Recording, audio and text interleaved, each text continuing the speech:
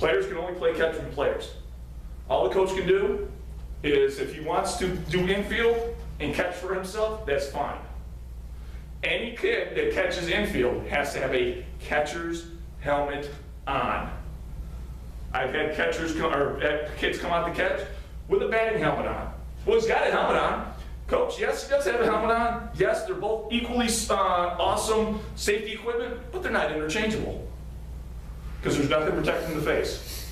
So it's got to be a catcher's helmet with a throat guard. Every level, all the way up to big leagues, is required to wear a throat guard for the catcher. And the hockey style mask or the long extended mask still requires a throat guard. Does not matter. In Little League, when you get up to the upper leagues, they got to be full one-piece helmets or helmets with the mask on them. They can't have skull caps, even in the big leagues. Big leagues, seniors, juniors, they got to have a full helmet. Got to wear toe-closed shoes, no sandals. This isn't the beach. Got to have sneakers on. Doing Can-Ams, guy from Canada walks down, he's got sandals. Coach, you got to be out the field. Can't be in the dugout either. What do you mean? He says, you got sandals on. And he was cool about it. He went to the crowd to find someone who had sneakers that he could borrow. He got a size, 2 sizes too small. And he jammed his feet in there, and you can tell he's walking like this the entire game because his toes are like this. But yet he stayed on the field, and he kept the shoes on. Funnier than hell to watch him hobble around the field. And then the next day when we came back, hey, coach, I see you found your sneakers. Yes, I did. After yesterday, I learned my lesson. You got to make sure they do it. It's a safety rule. We don't budge on safety. Like I said, anybody catching has to have a catcher's mask on with a throat guard. You can't argue judgment calls. They are what they are. And wait to be granted time before coming on the field. There's nothing more that I love doing, sending a coach back into the dugout. Time. Coach, I haven't granted you time, back to the dugout. What? Back to the dugout. And I will wait for him to go back in the dugout, into the dugout itself. My time, coach, you're all set. And right there, it teaches them there are rules. You follow the rules. End of story. That's it. So like I said, look, you don't grant time because he could be coming out of the field. They could still be trying to do something in the field. He may not be aware of it. You know, the offense is trying to do something. He wants to go talk to his pitcher about. Coach, back. Until I give you grant time, and this is another thing you say at ground rules. You can request time, wait to be granted time before stepping out onto that field, out of the dugout. I know you guys got fences. If they don't have a fence or a gate, at there, all coaches should be in the dugout. You should not allow them to lean up outside the dugout on the outside of that fence. Everybody's inside the field, or inside the dugouts. The only ones on the field are the nine defensive, the umpires, and the batter. That's it. Everybody else should be in the dugout under safety. And that's it. Any questions on anything we covered today? There's got to be one question. I know I'm not that perfect with instructor. What you got? So the same those things applies even if they're in the dugout? Yes. They have to have toe-closed shoes in the dugout or on the field. It's just a safety rule that it's in the book. It may not be listed under the may not be listed in the 9 rules, but in the front of the book, you have general information and official regulations 1 through 17. And it covers a lot of stuff like commercialization, field decorum, special games, night games, the minor leagues, scheduling, the pitchers, selection of players. All that stuff is in the front of that book and the regulations. And then it starts off with Rule 1 up to 9. Not that it's going to affect you nowadays, well, it may, until you guys learn the game completely. My favorite rule in the book,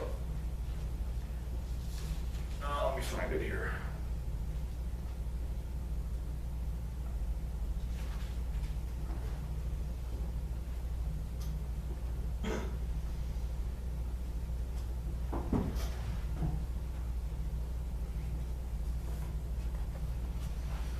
I moved it. I have to find it. But it was 9.1.3 way back in the other book. Basically, if something is not covered by the rule book, it's your judgment call. So, you know, there are some things I can't remember, don't ask me to say what they are, I don't remember. But it's basically, in my judgment, this is the rule, and this is the call, and that's all there is to it. If they want to protest it, they can protest it, because it's your interpretation. But like I said, though, it's, you know, it's one of those things that does happen every once in a while. Something will come up that isn't really specifically mentioned in, or written about in the book that you may have to rule on. So it does happen. A batter's in the batter's box, and they're kind of crowding the plate. Their feet are still, they're on the line, but maybe their toes are over the line. Can you just clarify? If they're in the box, and the box includes the line. So their heels could be on the front line, they're still technically in the box. But if they're down and they're touching the plate, that's illegal. They can't be touching the plate. Can you clarify if a batter's in the batter's box, but their body is hanging over the plate? They're in the strike zone. If they get hit while in the strike zone, it's a strike. And if it's 2 strikes and they get hit and it's a 3rd strike, batter's out. And I've had that happen in high school ball, where the girl's got like this, she's got 2 strikes and the ball came in like it was coming to her head, and she ducked down into the strike zone and got beamed in the head. Well, the coach comes out and calms her down and goes, all right, go in first. I said, no, that's strike 3, batter's out. Coach, what do you mean? She ducked to get out of the ball. But she ducked into the strike zone and got hit. It was a strike if she hadn't ducked. And, you know, the coach is going to argue. But if they get hit inside the strike zone, it's a strike. It's not an automatic go to first. If the ball bounces and hits a player, what's it called? Who said ball? No, It's a hit by pitch. It's dead by that ball. Ball can bounce, 27, take it and roll down the field and hit the runner, and by rule, they should get first base. But they're also required to attempt to avoid. In that instance, I would say you're staying right where you are. That's just a ball. Yeah, so if they just stand there and it bounces, hit them. And you know, you're doing minors. Some of these guys, you're going to be facing pitchers that are really good, and other ones that are really wild. And if that ball gets up there, and you got kids up there that have never swung a bat before, and they get up there and you can see they're shaking, and all of a sudden that ball comes in there like that, and they get hit. Their first inkling is to, you know, protect themselves. They're not thinking to get out of the way. That right there, it's a hit by pitch, you take your base. Now, if the ball's coming in and the guy leans into it, then him and I and the coach are going to have a quick conversation. It's a ball or a strike. He's not hitting the base because now he's purposely trying to get hit. And you got to watch him because, like I said, kids will try to pull that Bush League stuff into the game. Anything else? Can you talk about the baselines and being out of the baseline and how to make those calls? All right, going to first, you have 3 feet. And it's very easy to see because you've got the white line going up the middle and it's 3 feet on either side of that. Now, if he's rounding the corner, top speed, the base path is from wherever he turns, a direct line to the base. So it's not a straight line from first to second like if you were stealing. But if you're rounding the base, you set the base path, or the runner sets his own base path. And if he's going a direct shot to the base, now it's 3 feet either side of that line. So you've got to be in a position to see, is he out of his baseline or is he in it? Because like I said, I don't know anybody that can stop and turn on a dime when they hit a base. Just isn't possible. So they've got to take that wide turn, and as they're coming around the base, that is it, they set their base path. So you've got to, right, this is it, and it's 3 feet either side of that. If he gets out of it, he's out. Don't let the same thing happen in a pickle. You know, it's a straight line between the 2 bases on a pickle, most likely. And then, you know, he's jumping and doing all these things. The minute he gets out of 3 feet, that ball, runner's out of the base path, you're out. Kill it. Because all you could possibly do is get someone hurt. The minute it happens, you make that call immediately. Anything else? Just want to make a couple comments. Number one, for the Little League, anybody that's doing the Little League games, there's a new rule this year, and we have voted that we're going to enforce it. The batter must always keep 1 foot within the batter's box. No stepping out of the batter's box. I hate to say it, but it was a former board member's son that was kind of famous for doing that. Well, she still is for it, but he would step out of the batter's box quite often. But this year, they have to keep a foot in the batter's box all times. And this only applies in Little League. Yes.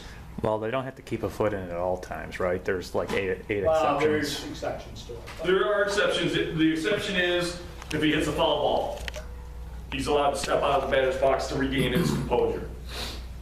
If it's a errant throw or someone's coming into the base, if it goes past the catcher, he's allowed to get out of the way to, you know, let the catcher get the ball, or if there's a plate coming to the plate, he's supposed to get out of the way. But I mean, if it's just a normal, you know, the catcher catches it, he's got to keep that 1 foot in the batter's box, because if he doesn't, now the guy's going to go out there and he goes, oh, I need to do, nah, let's go. And I've hurried guys up because they want to get out there and they want to go 1, 2. It's like, get your butt in the batter's box, let's go. That's why, it's to keep the game moving. You don't want to get these guys, they watch the pros do it for 20 minutes, and that's why a major league game takes 4 hours to watch, because it's all this extra BS. Where you see it more often, you got a batter that's you just call the strike on the batter. Batter disagrees with it, he's gonna step out to give himself some time to compose. And if they do it, they get 1 warning first, Yes. right? Yes, you do give them a warning. You don't immediately do the ejection or call them, but if they don't get back in, then you can start calling strikes. Yeah. And Is it a strike or no? I think it's a strike, right? It's a strike, Yeah. yeah. the second thing is, I'm not sure if it's on the Apple devices, but on Android devices, there's a nice little app called Little League, just Little League Umpire Rule Index.